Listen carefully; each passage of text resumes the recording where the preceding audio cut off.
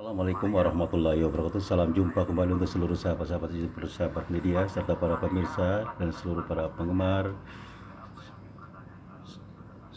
penggemar setia di seluruh tanah air Indonesia, di Jagakarsa, Jakarta Selatan. Kali ini kami di studio Kukusan Presiden Mustafa II BC Depok.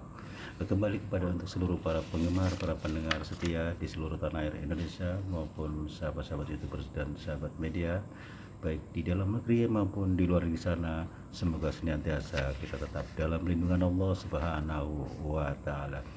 Kembali kepada salah satu atensi yang sudah masuk di studio kami, yaitu saudara Muhammad Sehu yang ada di Jakarta Barat. Beliau minta dijelaskan dengan adanya sholat sunnah awabin, ya. Yang kedua, sholat sunnah mutlak.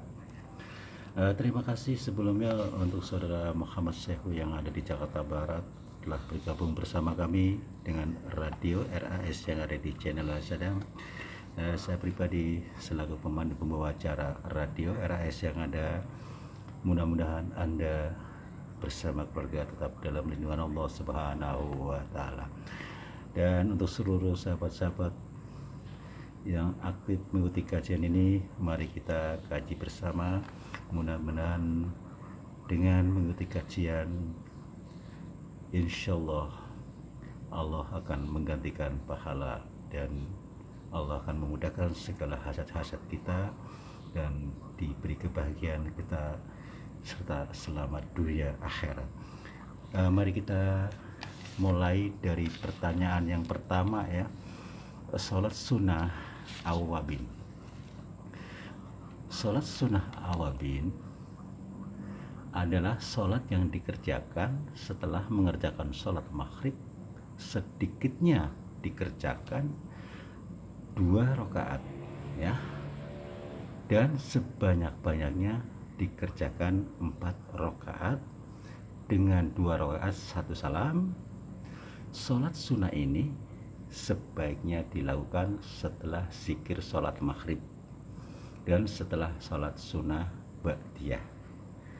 Lafaz niat sholat sunnah awabin, usolli sunnatal awabina rakaataini lillahi ta'ala. Aku berniat sholat sunnah awabin 2 rakaat karena Allah maha tinggi, ya. Saya ulang kembali, ya, artinya aku berniat sholat sunnah awabin 2 rakaat karena Allah yang maha tinggi. Tata cara mengerjakan sholat sunnah awabin, yang pertama berdiri menghadap kiblat sambil niat dalam hati, lalu takbir, ya, bertakbir seraya membaca Allahu Akbar. Dan setelah membaca surat Al-Fatihah, lalu diteruskan membaca surat Al-Ikhlas 6 kali, dan termasuk surat Al-Falaq 1 kali dan surat An-Nas 1 kali.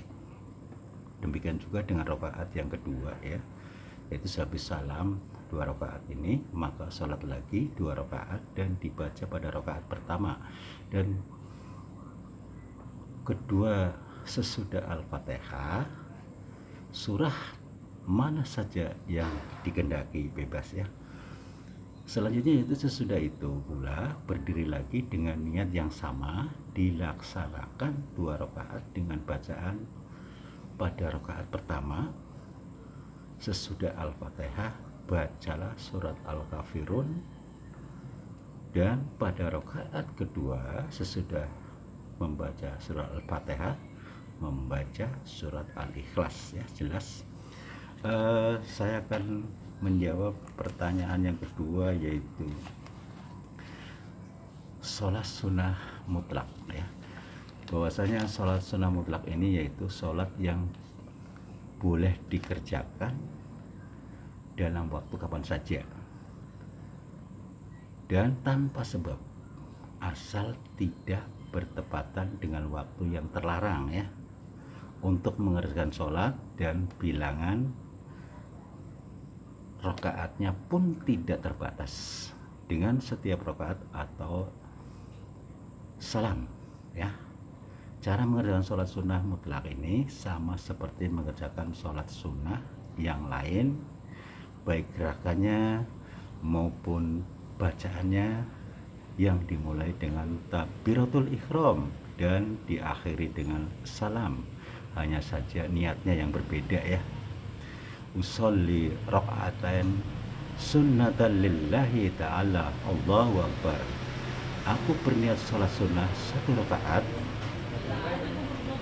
karena Allah Ta'ala, Allah Maha Besar ya. Ini yang pertama.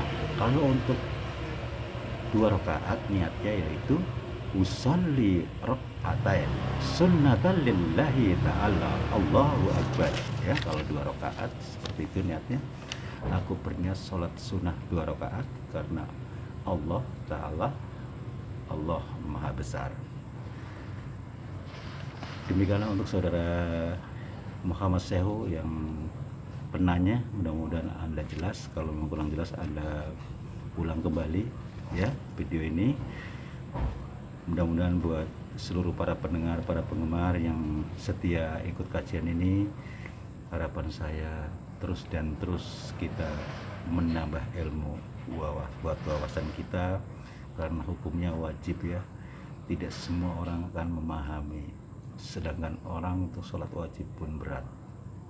Harapan saya di satu sisi lain sholat wajib sunnahnya pun kita harus bisa mengetahui ya.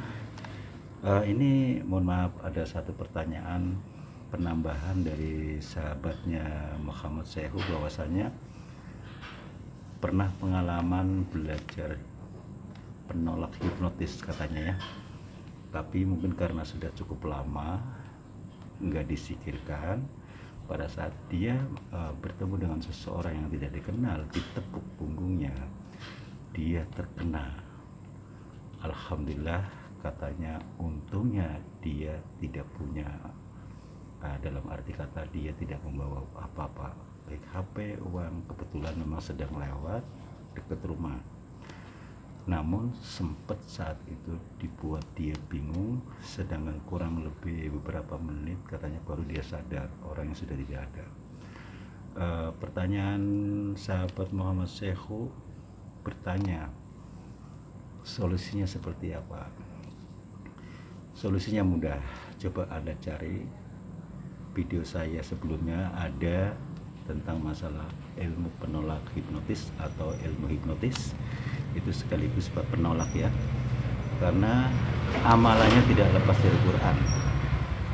Kebiasaan orang-orang yang di jalanan menghipnotis seseorang itu sudah jelas ya, niatnya jahat.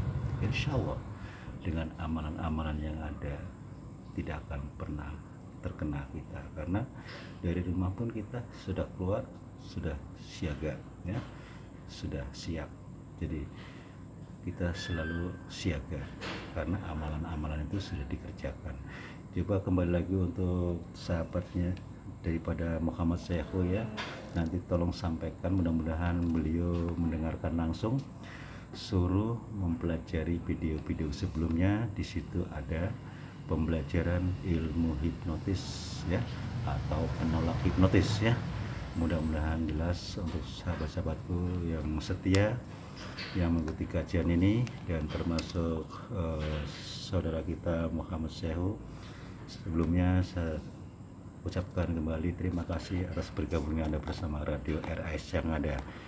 Demikianlah untuk seluruh para penggemar, para pendengar, karena waktu juga kami harus turun dari udara. Insya Allah kita jumpa lagi di waktu yang sama dengan acara yang sama.